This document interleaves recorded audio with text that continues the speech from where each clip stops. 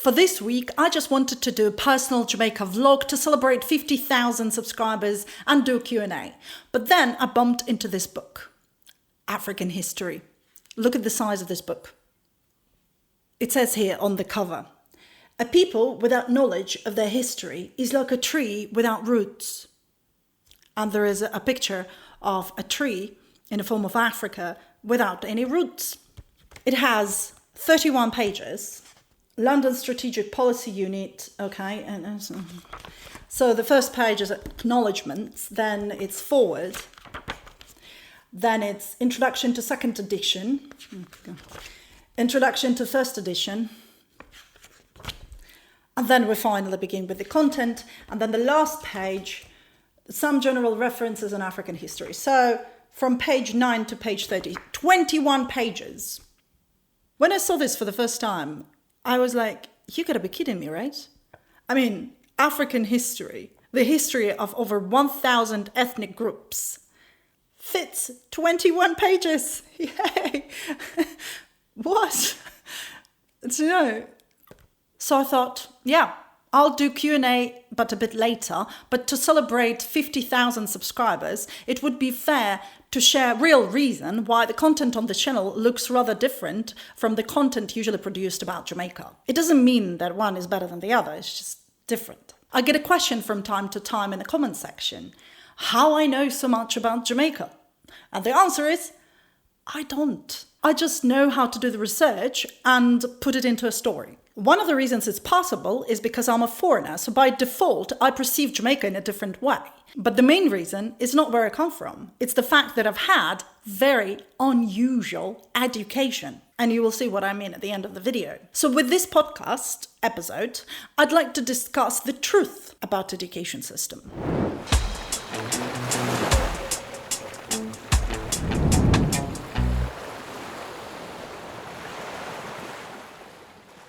As you might know, I'm usually unbiased and refrain from personal opinion. Not so much in this video though, sorry. But I have an excuse. The current education system is bad.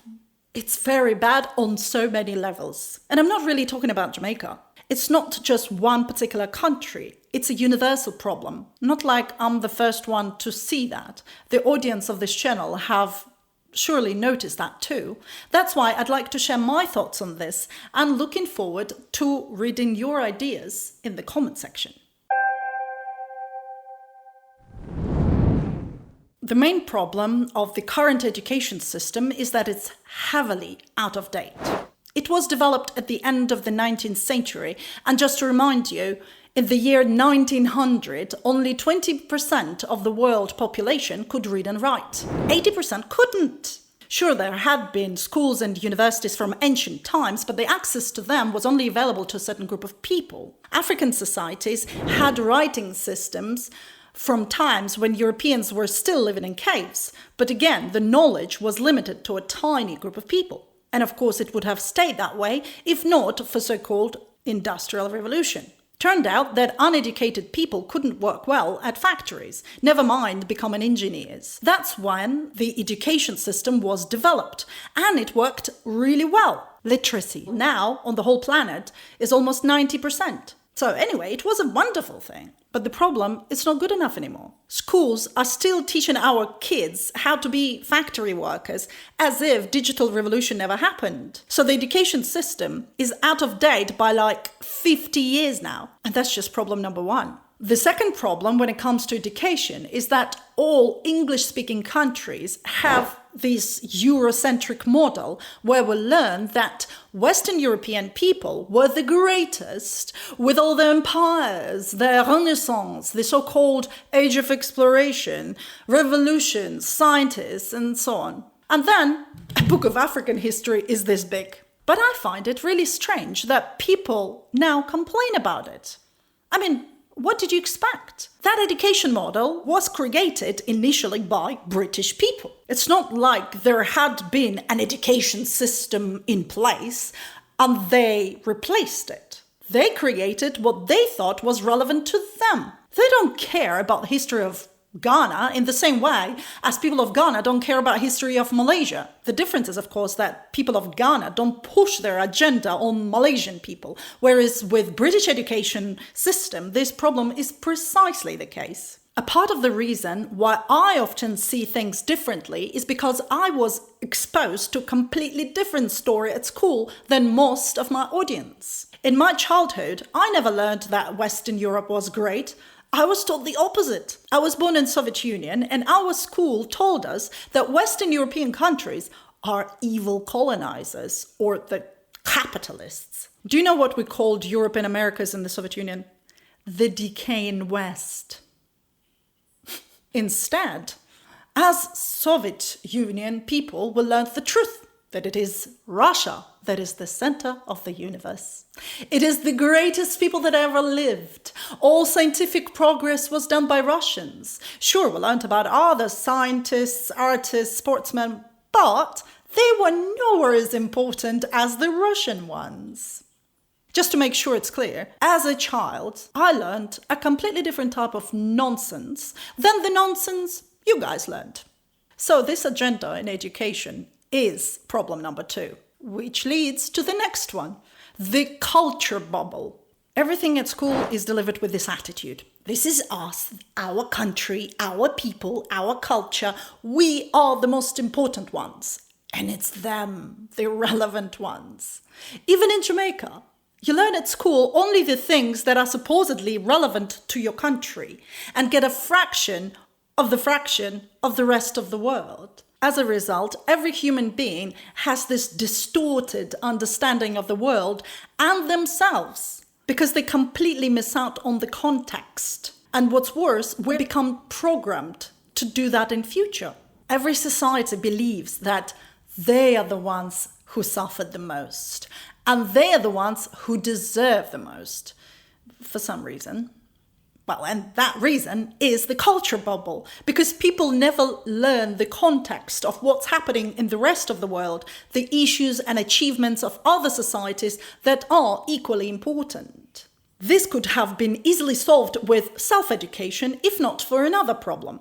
It's the mindset that people develop because of school education. It teaches us, once we finish school, that's it. Education is over. Go to work now. No need to study anymore. Even when people go to university, it's not for the sake of education, but for the sake of using that education to get a better job. So this concept that education has an end. You study hard, you reach the end, now you need to earn money. But education has no end. In fact, when you finish school, that's just the beginning of education. School is like a short introduction. And this is the last major problem I'd like to mention. The main reason to go to school is to learn how to learn. This is what schools should be about. It should teach us how to think. But instead, it teaches us what to think. That's why we study events, dates, how things happened, the contribution other people made, and so on. None of this is important in digital age.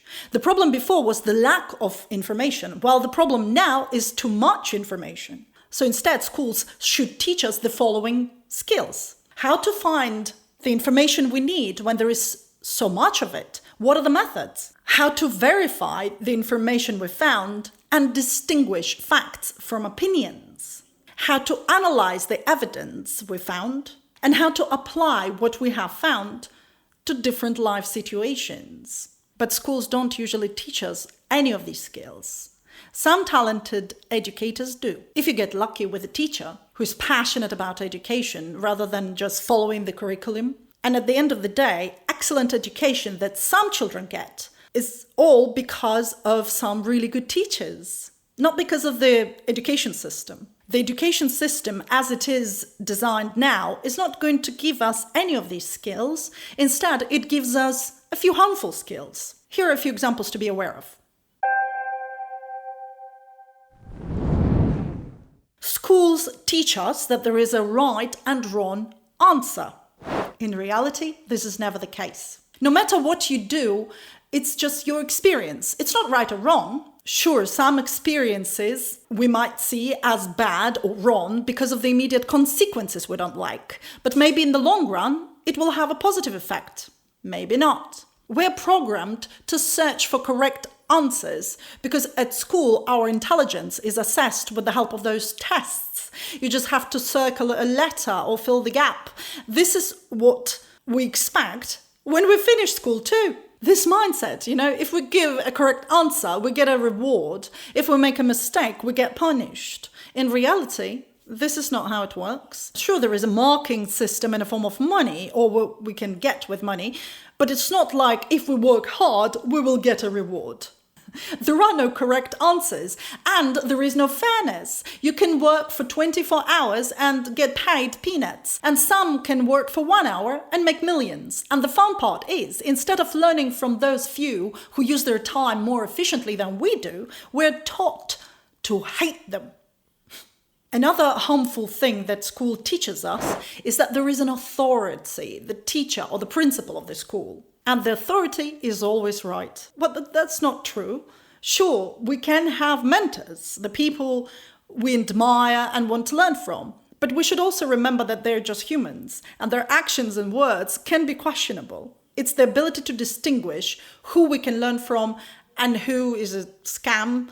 And this ability should be taught at school, but instead we're encouraged to believe that authority is simply someone who's older than us, like our parents, or people who claim they're an authority, like teachers we don't choose when we come to school, or the religious leaders. Schools teach us to respect others for who they are, rather than for the work they do. And when we leave school, we are programmed to do the same thing. Then there is this equality concept that is promoted by schools in democratic societies. But human beings are never born equal. Sure, it's great if people have equal rights, but it doesn't mean they're equal. And I'm not talking about status or money or any of that. Just like we have different looks, we're also born with different skills, talents, and abilities. Most schools don't pay attention to these differences. People who are talented at art have to go through the same school program as people who are talented at maths. Sure, a lot of educators have recognized that problem, and there is a famous "you cannot judge a fish by its ability to climb a tree."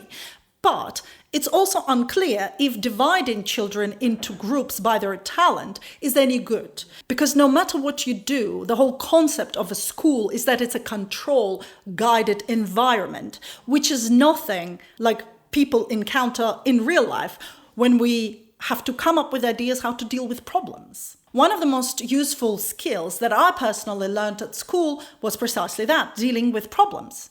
But I was just lucky, because I had an incredible maths teacher who explained that maths is not about calculations or getting the right answers. It's precisely the solution, how to get to the results you want, that counts. So let's say you get an equation, and then you find as many ways as possible to solve it. Maths essentially is about developing a skill of problem solving. If you do it from childhood, your brain gets wired to solve problems. And then when you become an adult and the problem comes up in real life, right away you see at least a couple of ways of how to solve it.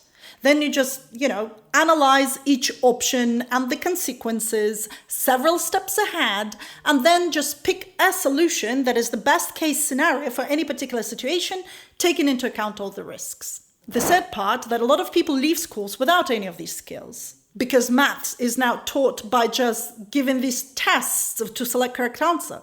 And when a real problem comes up, instead of searching for solutions, they start complaining and blaming everyone for everything. The relatives, the government, the foreigners, the criminals, the economy, the history. It's everybody's fault, but not mine. And the last but not least, we are a product of our culture. Because we study in that bubble, and our parents were brought up in that bubble as well, it's very difficult to turn it off in our head. Even when we go to a different country, we would still perceive things there from our cultural point of view, unless you live in that country and spend a lot of time with the locals, as well as independently study the culture and history. Is there anything good about modern education system? Of course. It gives us the basics. And so far, it's still better for kids to go to school than not to go to school, simply because in most cases, there is no alternative. Finland has introduced new education system, which sounds promising, but we don't know the results yet, so waiting to see. Until then, self-education is the key. When I see comments on my channel, oh wow, I've never learned that at school, it always makes me smile, because guess what? I've never learned any of that at school either. So I'd like to finish off by sharing the main self-education tools that I'm using when doing the research. As I mentioned in the beginning of the video, I had quite an unusual education, and here is why. First, I lived and studied in the Soviet Union and got that Soviet world view. Then, I lived and studied in Mongolia, where all the values I had were challenged for the first time. I was 10 years old back then. I also spent 6 years studying in the UK, which was a different planet. And then, I was also lucky to live and study in Egypt. Every time I was exposed to a new culture and different education system, it made me realize that all of them are giving their own distorted version. On top of that, my father was born in the Middle East. So some of my relatives were Muslims, others Christians, and the other ones atheists. And it was really interesting to see how every single one of them thought that their truth is the most truthful truth, which in turn made me question all belief systems and where they come from. All of that happened before I got to the age of 20, and that's when I became obsessed with education. I'm 41 now, and the result of that obsession, or a part of it, you can see in the content I create on this channel. So the tools I use, first, to be able to identify the truth. Just because somebody claims that what they say is true doesn't mean it is. Or even more interesting, maybe it is true, but it's only true for them. There is an ancient parable from India where blind men who had never encountered an elephant were trying to describe it by touching its different parts.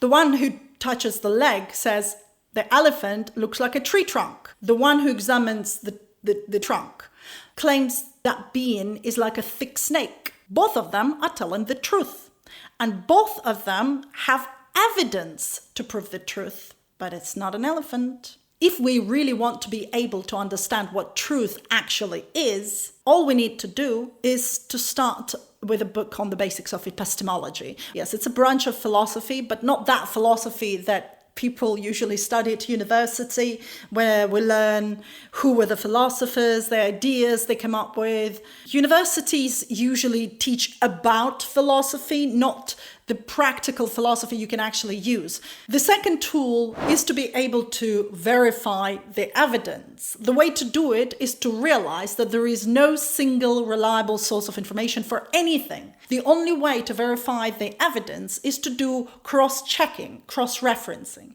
Here's an example from Jamaica. It is said that Black River was the first town in Jamaica that got electricity in 1893. This information is everywhere, guidebooks, official websites. You can see it on Jamaica National Heritage Trust site, which is a reliable source of information. I would still check it though, by cross-referencing with other sources. Let's check the history of the electric company in Jamaica, which is currently JPS. So let's search for JPS history, and this is what we're going to learn.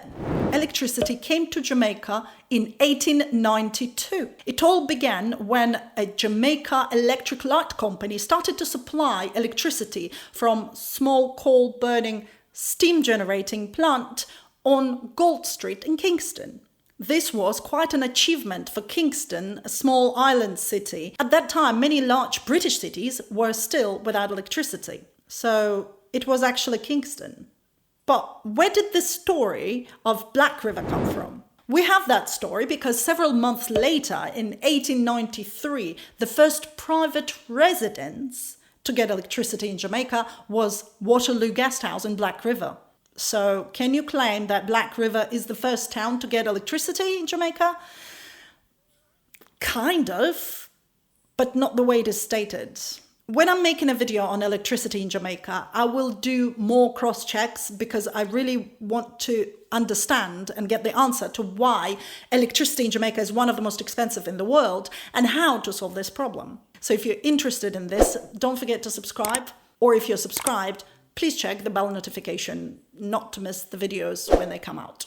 But the point I was making with this example, I personally try to never rely on common knowledge, which can be quite difficult when you are in a culture bubble. It prevents you from asking the right questions in the first place. So the third tool is to recognize our prejudice and logical fallacies. We all have them, including me, of course. It's just that with some topics, we have them more than with others. Because I was born in Ukraine, it makes it hard or even impossible for me to see all the extraordinary things Ukraine has, because to me, they're ordinary. I take them for granted because I'm used to them from my childhood, and I don't see anything special about them at all. What is more, I was brought up with a Ukrainian vision of what Ukraine is, and this makes me heavily biased and too involved, which in turn prevents me from seeing the facts about the country where I grew up due to that culture bubble.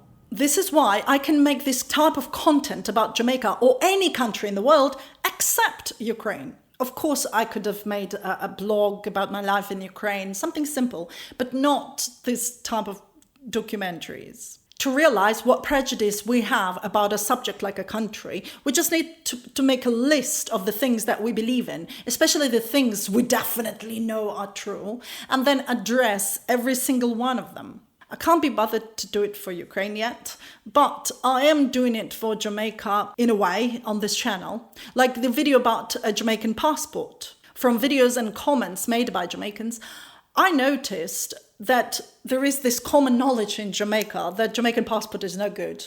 So I did the research and the video got viral. Anyone could have done that video if they could have asked the right question for research in the first place. But they couldn't because of their prejudice due to pre-learned common knowledge. The last tool I use is I try not to jump to conclusions and avoid assumptions and judgments as much as possible. Not always successful, but I try.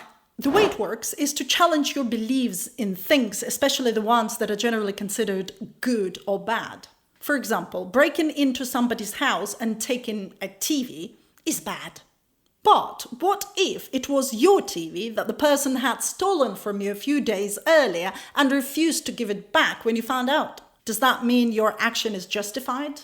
The context changes the whole meaning if the action should be viewed as good or bad, but often people just jump to conclusion before they ever learn about the context. Here is another exercise that I really like. When you find some information that you agree with, find an opposite opinion and try to take that side and prove it with arguments. You might not change your opinion, but at least it will help you to understand the reasons why people have a different opinion. And in most cases, it's not because they're ignorant or stupid. It might be simply because they're examining a different part of the elephant. Remember this book, right? So my first impression of the book was actually completely wrong. Because when I started reading the book, I realized that the purpose of this book is not to talk about history. It's just to list all the achievements that different African societies had made. Like, for example, this book states that Africans created the science of chemistry, and it gives like a picture and a short description of how that happened. First makers of shoes were in Africa. The University of Timbuktu in West Africa was one of the first universities in the world. The creation of the first library was in Africa, and so on. So basically, it just lists different things that came from African societies. And it's written by two prominent African Americans, actually. It doesn't come across as a children's book, but it is probably aimed at children, because how else would you explain a picture and a short story? Do you know what I mean? The stories themselves inside the book are quite interesting. I'm not sure how accurate they are, but that's a different question. The real problem with the book is the title. I mean, why call a book African history when you simply list a few stories? I don't know. So this is just another lesson to learn that we should not judge a book by the cover, or in this case, by its title, because the title is ridiculous for a book like that. Anyway, these are just a few tools that help me to do proper research for the content I create. I'm sure you've noticed that most of my videos on this channel are educational, and this is because I don't know how to make them any other way. At this time last year, we had only 1,000 subscribers. I know because that's when I could monetize the channel.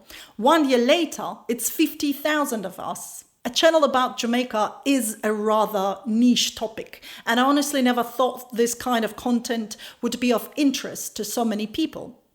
Turns out it is. Well, maybe not this particular video, but other ones. But there is one thing you might not realize. I'm actually learning a lot from you, from the audience. The topics I come up with, the ideas I share, a lot of it is the result of reading your comments. There are so many interesting ones where people share their views and get into engaging discussions that I enjoy reading and learning from. I think if these videos provoke people to think, question things, and share their findings, every single minute I've contributed to this channel is certainly worth it. Thank you so much for watching. Big thanks to our patrons. They're the people who allow me to focus on this channel. If you like my work, you can also support this project on Patreon from only $5 per month. And special thanks are always to our top tier patrons, Kelly and Trevor, for their continued support. My name is Irina, and I'll see you in the next one. Bye for now.